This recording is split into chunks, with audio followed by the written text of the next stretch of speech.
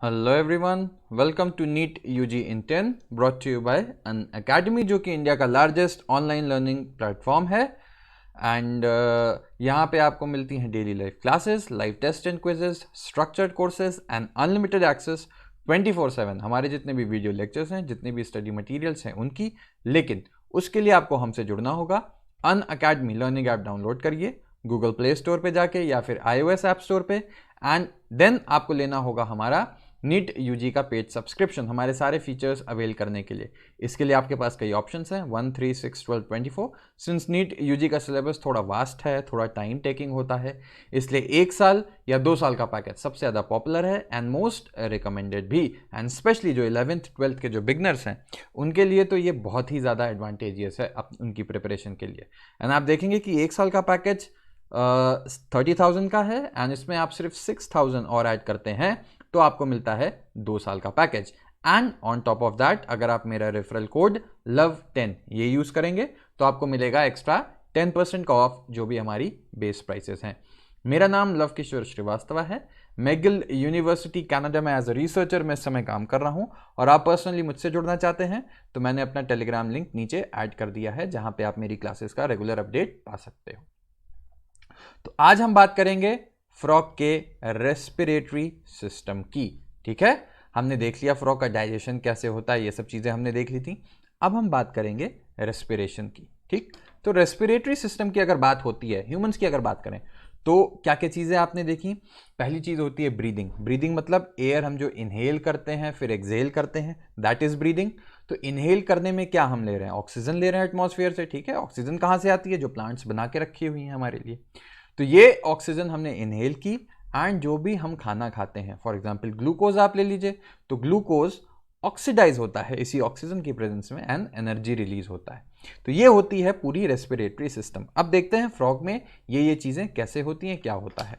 तो देखो, frogs respire on land and in the water bye 2 different methods.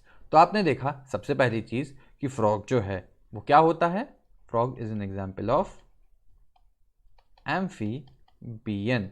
Amphi मतलब जो दोनों जगह लैंड और वाटर दोनों पे रहता है। अच्छा, अब आप इमेजिन कीजिए अगर पानी में रहता होता वो, ठीक, और फॉर एग्जांपल हम हैं, जैसे हमको पानी में डुबो दो। पानी में डूब के आदमी क्यों मर जाता है, एक रीजन तो ये भी होता है ना कि उसके लंग्स में पानी भरने लगेगा, और लंग्स में पानी भर गया अगर तो फिर क्या होगा, कोई गैसियस एक्सचेंज नहीं होगा, आदमी सांस ही नहीं ले सकता, मर जाएगा। ठीक है, तो अब तो आप समझ गए कि क्यों फ्रॉग को 2 अलग सिस्टम चाहिए। उसके पास लंग्स भी होते हैं, ठीक है, जिसको हम अभी आप पढ़ोगे पल्मोनरी रेस्पिरेशन बोलते हैं। तो सिर्फ अगर लंग्स होता तो पानी में क्या फ्रॉग जीवित रह पाता, नहीं। इसीलिए फ्रॉग्स के पास अलग अलग डिफरेंट मेथड्स हैं रेस्पिरेशन के। यही हम देखते हैं कि पानी में स्किन जो इसकी स्किन होती है acts as aquatic respiratory organ. इसी को हम कहते हैं क्यूटेनियस रेस्पिरेशन। तो क्या होगा, सीधे स्किन से ही बाहर पानी है, अगर उसको ऑक्सीजन चाहिए तो जो वाटर होती है, आपको पता होगा वाटर में भी डिजॉल्व्ड ऑक्सीजन प्रेजेंट होती है। ठीक है ना। अब डिजॉल्व्ड ऑक्सीजन अगर प्रेजेंट है और ये फ्रॉग है, आपको मान लो, ठीक है, फ्रॉग, ये है फ्रॉग। ठीक, अब बहुत गंदा फ्रॉग मैंने बनाया लेकिन समझ जाना ये फ्रॉग है, लिख देता हूं। तो क्या होगा, इसके अंदर डीऑक्सीजनेटेड ब्लड है, ऑक्सीजन की कमी है, बाहर ऑक्सीजन ज़्यादा है। तो आप सब जानते हैं कि हाई कंसंट्रेशन से लो कंसंट्रेशन फ्रॉग जाता है, एंड ये इसकी स्किन है, तो इसके थ्रू सिंपल डिफ्यूजन से ऑक्सीजन ट्रांसफर हो गया फ्रॉग के अंदर या फ्रॉग के ब्लड में। ठीक है, अब ये सब चीज़ें आप किससे रिलेट कर सकते हो, पार्शियल प्रेशर ऑफ ऑक्सीजन, बल्कि छोटे सा P, partial pressure of oxygen, partial pressure of carbon dioxide, ये सब चीज़ें हमने डिटेल में पढ़ी हुई हैं जब हम रेस्पिरेटरी सिस्टम पढ़ रहे थे ह्यूमंस में। ठीक है, तो ये चीज़ आप ध्यान रखना इंपॉर्टेंट है। चलो, अब बात आती है डिजॉल्व्ड ऑक्सीजन। ये मैंने आपको पहले ही बता दिया, dissolved oxygen in the water is exchange through the skin bye diffusion.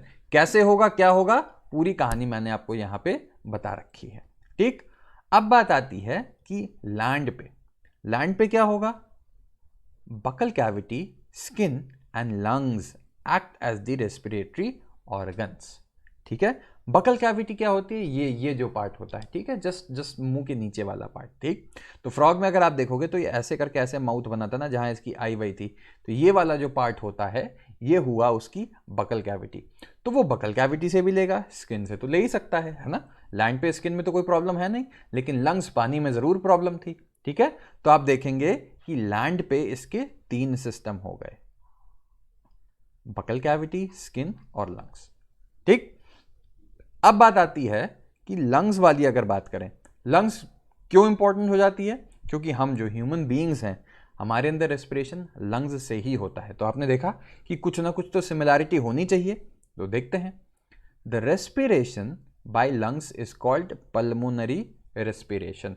तो एक चीज अपने दिमाग में बैठा लो, जीवन में कभी भी आएगा, पल्मोनरी वर्ड अगर कहीं आता है तो इसका रिलेशन लंग्स से होता है। पल्मोनरी आर्टरी सुनी है, पल्मोनरी वेन सुनी है, क्या होता है वो? लंग से ही तो जुड़े हुए होते हैं, है ना। तो पल्मोनरी अगर नाम आ जाता है तो लंग्स याद रखना। किसी को पल्मोनरी डिजीज है, पल्मोनरी माल फंक्शन है, तो उसका मतलब है कि गड़बड़ी लंग्स में है, ठीक है। तो जो भी नए बच्चे ये सुन रहे हैं, ये चीज दिमाग में एकदम छाप के रख लो, ठीक। चलो आगे देखते हैं। The lungs are a pair of elongated pink colored sac like structures present in the upper part of the trunk region, ठीक। अब आपको बताया था कि जो फ्रॉग होता है, फ्रॉग के अगर ये देखा जाए ये है, तो जो हेड का पार्ट है ये तो हेड का पार्ट था, और जो बाकी बॉडी थी दैट वाज ट्रंक। ये मैं पहले ही आपको बता रखा हूं कि 2 पार्ट में बेसिकली बटा हुआ होता है। हेड होता है आगे का पार्ट जिसमें आई वाइज होती हैं, और बाकी जो होता है वो होता है ट्रंक। तो अब आपने देखा कि ये जो लंग्स हैं ये कहां पे प्रेजेंट होंगे? ट्रंक रीजन में ही तो प्रेजेंट होंगे ना, हेड में तो प्रेजेंट नहीं हो सकते, ठीक। तो ये क्वेश्चन मुश्किल ही है कि पूछेगा, क्योंकि बहुत कॉमन सेंस की बात है, लेकिन आपको ध्यान रखना है। तो lungs are a pair of elongated pink colour, ठीक है, सैक लाइक। सैक लाइक का क्या मतलब होगा? सैक मतलब होता है सैक, बोरा, ठीक है। बोरे के अंदर आप सामान भर लेते हो ना, तो यहां पे भी सैक लाइक चीज है। यहां पे भरेगा क्या? बोरे में कोई चीज भरी जाती है, तो यहां पे एयर भरते हैं, ठीक है, गैसेस भरते हैं, जिससे गैसियस एक्सचेंज होना बहुत जरूरी होता है, ठीक। तो होता क्या है? Air enters through the nostrils. इसीलिए आपको पिछले लेक्चर में बताया था कि, या फ्रॉग का जो बेसिक लेक्चर था उसमें बताया था कि इनकी नॉस्ट्रिल्स भी होती है। नॉस्ट्रिल्स क्या होता है? नाक के जो छेद होते हैं इसको हम नॉस्ट्रिल्स बोलते हैं। तो air enters through the nostrils into the buccal cavity, जो बकल कैविटी है। अब बकल कैविटी से क्या होगी? आगे कहां जाएगी? लंग्स तक पहुंच जाएगी, ठीक। इसमें तो कोई कम कंफ्यूजन वाली चीज नहीं। और लंग्स में ही वो काम होगा जो होना है। क्या होता है? गैस का एक्सचेंज। सब बाकी सिस्टम आपको पता है। ह्यूमंस में क्या होता था आपको ये याद होगा कि लंग्स के ही, अब आप ब्रोंकाई देखोगे, ब्रोंकियोल्स देखोगे, और फाइनली हम पहुंच जाते थे छोटे छोटे सैक्स पे जिसका नाम था एल्वियोलाई। ये एल्वियोलाई बहुत ज्यादा रिचली सप्लाइड होते थे, किससे? ब्लड से। तो अब आपने देखा कि यहीं पे जो गैस का एक्सचेंज होना है, चाहे CO2 बाहर जानी है, चाहे ऑक्सीजन ब्लड में आनी है, ये सब होते थे एल्वियोलाई पे हमारे अंदर, ठीक है। तो ध्यान रखिएगा, ये सब चीजें दिमाग में हर समय रहनी चाहिए। ये सब चीजें ऐसा नहीं है कि हम अभी फ्रॉग पढ़ रहे हैं तो ह्यूमन का भूल जाएंगे। हर चीज हर समय दिमाग में रखो, और कंपेयर करते चलोगे तो चीजें ज्यादा आसान लगेंगी और ज्यादा याद रहेंगी। कि आप ऐसे देखोगे कि अच्छा हमारे अंदर लंग्स है, लेकिन फ्रॉग में लंग्स तो होता ही है जिसको पल्मोनरी। तो हमारे अंदर कौन सा रेस्पिरेशन हुआ? पल्मोनरी हुआ ना, लंग्स वाला। लेकिन फ्रॉग में आपने देखा क्यूटेनियस भी होता है और बकल कैविटी वाला भी होता है। क्यूटेनियस मतलब स्किन, ठीक। तो ड्यूरिंग एस्टिवेशन एंड हाइबरनेशन, क्या बताया था आपको? समर स्लीप, विंटर स्लीप बताई थी ना, ठीक। तो ये वही चीजें हैं। During aestivation and hibernation gaseous exchange takes place through the skin. क्यों? क्योंकि अब वो जमीन के अंदर चला गया, ठीक है। जमीन के अंदर जब चला गया तो लंग्स से जो ट्रांसपोर्ट है या इनहेल करना, एक्सहेल करना थोड़ा सा मुश्किल हो जाता है, ठीक है, क्योंकि चारों तरफ मिट्टी से घिरा हुआ है वो, है ना। जब तक फ्री स्पेस नहीं होगी, आपको एक कमरे में बंद कर दिया जाए, बहुत छोटे से कमरे में, और चारों तरफ आपको किसी चीज से ढक दिया जाए, तो सांस फूलने लगती है ना। तो वैसे ही आप इमेजिन करो वो मिट्टी के अंदर धंस गया एकदम, तो वहां पे क्या होगा? वैसे ही थोड़ी एयर रिलेटिवली कम होगी, इसीलिए वहां जो गैसियस एक्सचेंज होता है वो स्किन के थ्रू होगा, ठीक है।